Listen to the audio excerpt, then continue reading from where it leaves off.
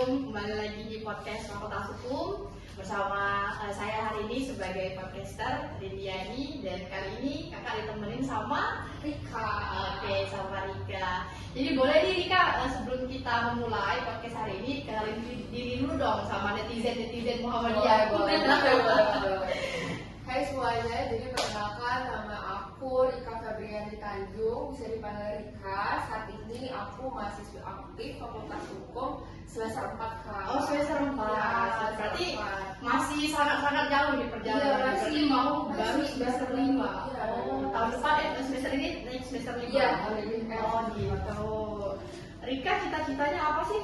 Sebelum masuk ke Fakultas Hukum atau memang menjurus ke Fakultas Hukum cita-citanya? Sebenarnya cita-cita Rika tuh pengen jadi polisi sih Kak, pengen jadi polwan. Oh, pengen jadi polisi. Iya, pengen jadi polwan. Tapi seiring berjalannya waktu, untuk kemarin tuh sempat mau tes akpol Kak. Oh gitu.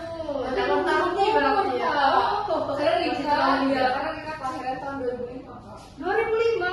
2005. Oh my god, berarti kita beda 3 tahun dong. Jadi pas Rika udah lulus SMA itu kan masih kecil Kak, jadi belum ada KTP. Super duper kecil itu dia. Kecil sih Kak, belum ada KTP soalnya. Jadi sampai di mana kayak kepikiran buat kuliah dulu deh kayaknya. Oke. Terus kalau kan alumni Fakultas Hukum juga Kak. Oh, emang udah basic dari orang tua ya. Ya, mama juga. Terus sampai di mana ya udah kuliah dulu. Terus ada kepikiran buat lanjut KPK Kak. Apa Sekolah ya? ini. Perwira karir Kak. Oh, gitu. Dari jauh Berarti setelah dari sini Iya, planning ke PPK. ada hubungannya juga sama Oh, Fakultas Hukum. jadi tujuannya masih ada Iya. tujuan lain gitu ya. Berarti ke tujuan yang sama. Oke, jadi judul kita hari ini bersama narasumber kita hari ini itu imbangi prestasi akademik dan prestasi non akademik sebagai Putri UMP tahun 2022 dan juga sebagai finalis Hujan Gadis Palembang tahun 2023 ya. Iya. Wow, jadi itu tahunnya sangat-sangat bergila nih kita semua gitu ya. Jadi di 2022 itu Rika juga maba 2022. Iya. Oh, berarti pada waktu itu langsung seleksi. Iya. Oh, langsung menang. Alhamdulillah Langsung menang. Oke.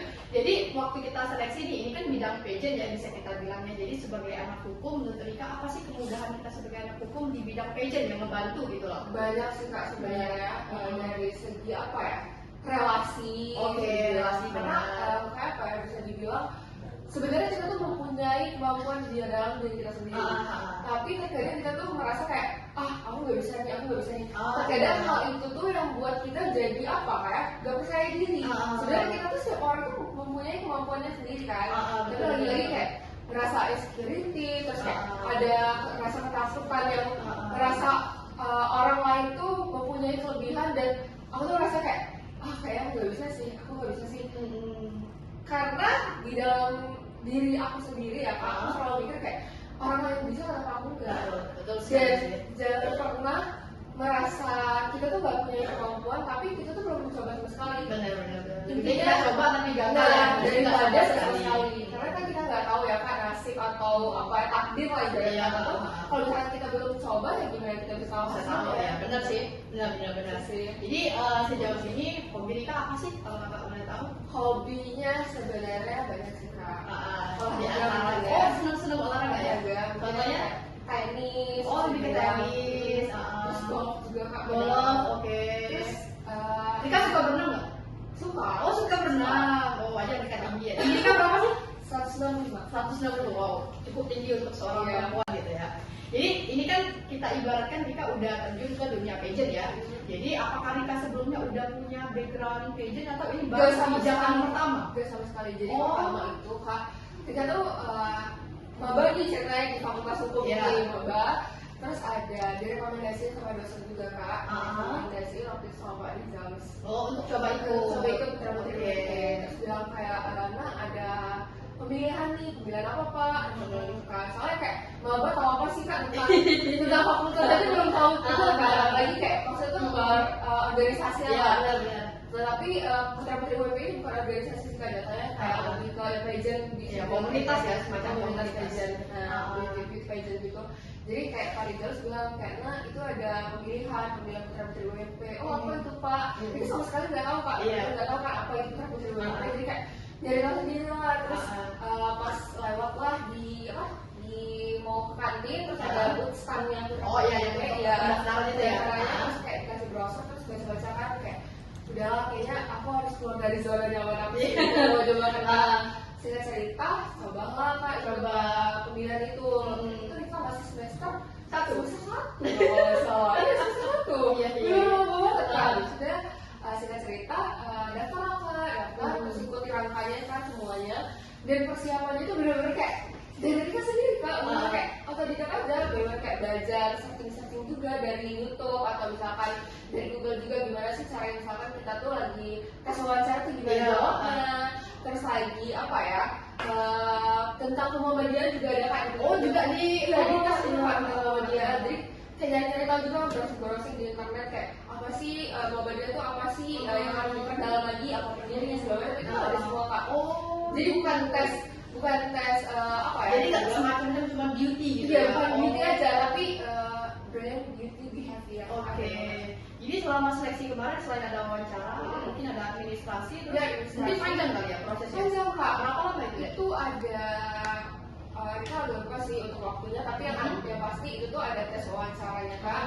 Terus ada tes tertulisnya juga. Ada tertulis juga? Iya. Tertulisnya berisi Muhammadiyah atau berisi semacam pageant? Campuran Kak. Campuran. Jadi ada wawasan luar. Termasuk wawasan luar Iya, gitu. tentang pendidikan juga ada. Terus tentang Muhammadiyah juga ada. Muhammadiyah tidak ada Putra Putri Muhammadiyah.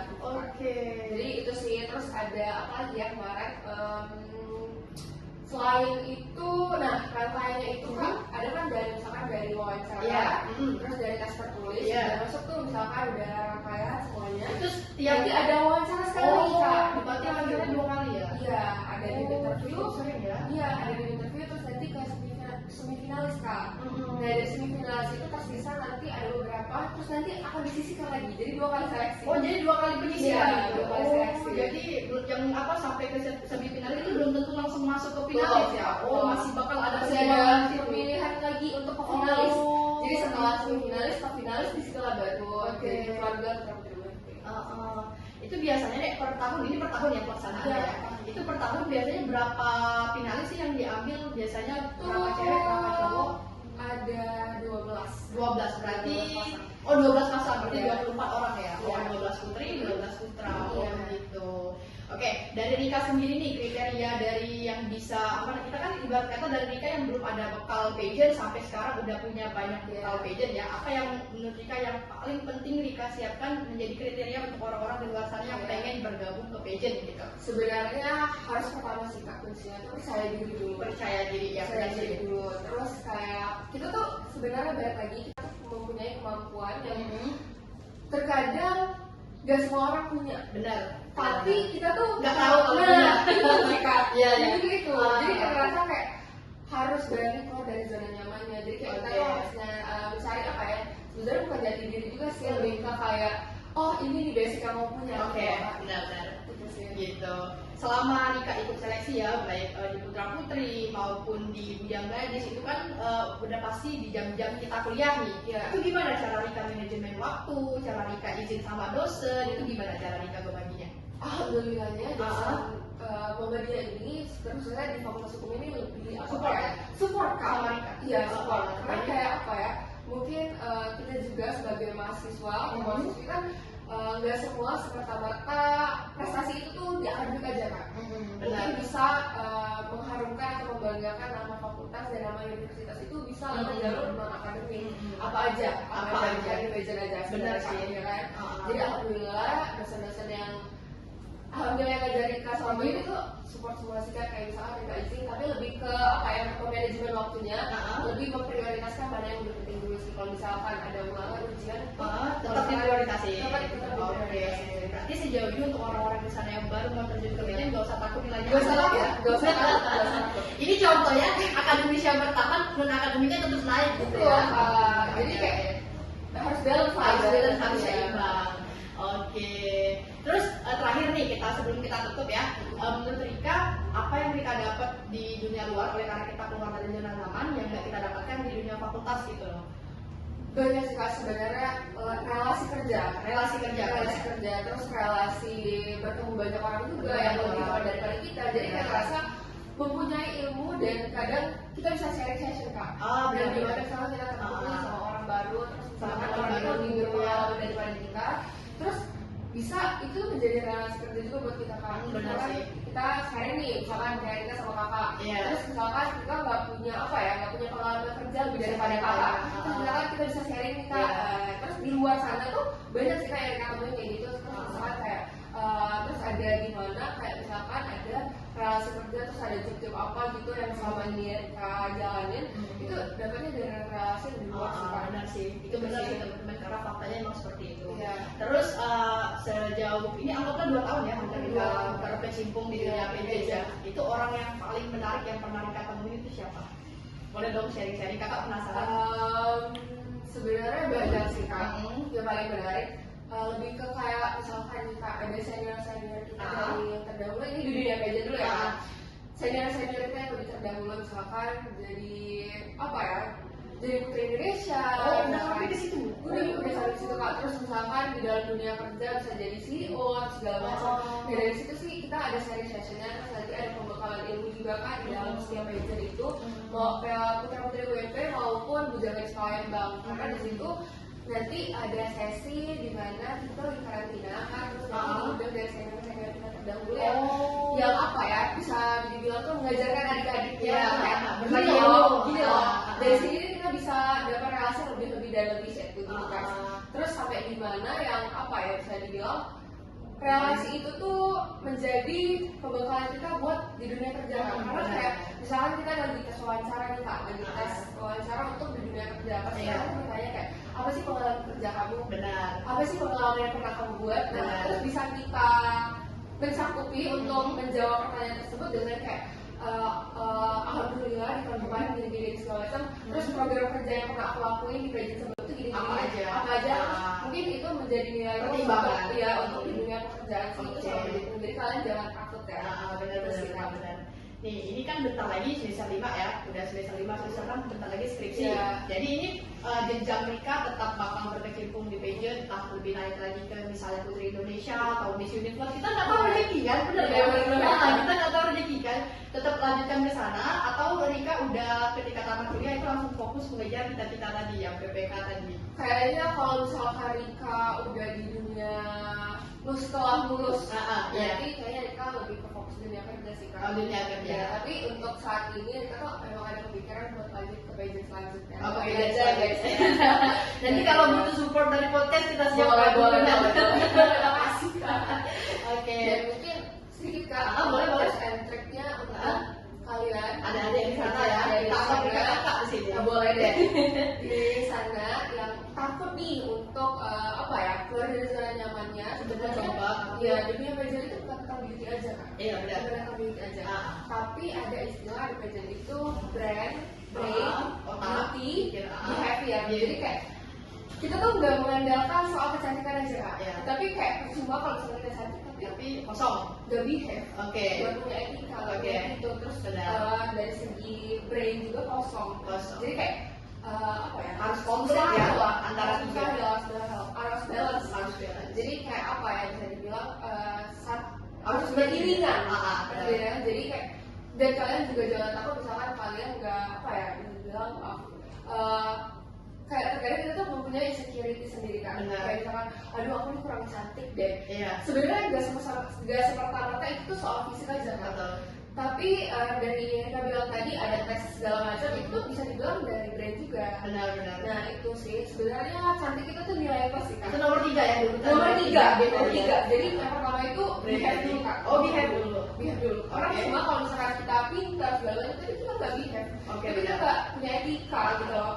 Percuma kamu cantik, kamu pintar, tapi kayak nggak sopan, segala macam dari etika. Nah itu sih Kak. Yang pertama sih dilihat orang tuh pasti etika itu. Iya. Ini sama brand tadi. Iya. Jadi sama brand. Terus nilai yang plusnya baru di beauty. Iya. Jadi jangan semata-mata dibalik ya. Ntar beauty dulu. Enggak. Tapi yang pertama kali dia tadi. Oke. Jadi gitu nih untuk teman-teman. Nanti mungkin kalau seandainya adik-adik atau teman-teman yang mau bertanya nih sama Rika, mungkin boleh kalian nanti aku DM Instagram Rika, nanti kita tag kakaknya, kita tag nanti. Boleh. Oke, mungkin itu dulu ya, karena mungkin 10 menit 15 menit yang jauh lebih dekat dengan Tika ini sangat-sangat semuanya terkeluarkan ya. Jadi semua ilmunya tertransfer ke kita gitu ya. Nah, ini pasti bermanfaat untuk kita semua karena kita juga sebagai apa ya, sebagai alumni memandang punya adik-adik tingkat yang punya prestasi itu sangat luar biasa sih menurut kakak, apalagi bisa mengimbangi akademik dan akademik, karena kita tahu banyak di luar sana yang fokus non akademik tapi dia melupakan akademik, begitu pun sebaliknya ada yang akademiknya super duper bagus tapi dia nggak punya kemampuan di luar non akademik, jadi itu juga salah gitu ya. Jadi oke Rika, sampai sini makasih banyak waktunya, makasih banyak juga kesempatannya udah mau datang gitu ya, juga makasih udah mau meramaikan podcast kita. Maksudnya semoga nanti kembali lagi ke sini tapi sebagai podcaster, mau ya. Nanti kita undang pageant-pageant lainnya dan Rika yang ngambil acaranya nanti ya. Oke? Baik, mungkin sampai situ dulu teman-teman, kita tutup.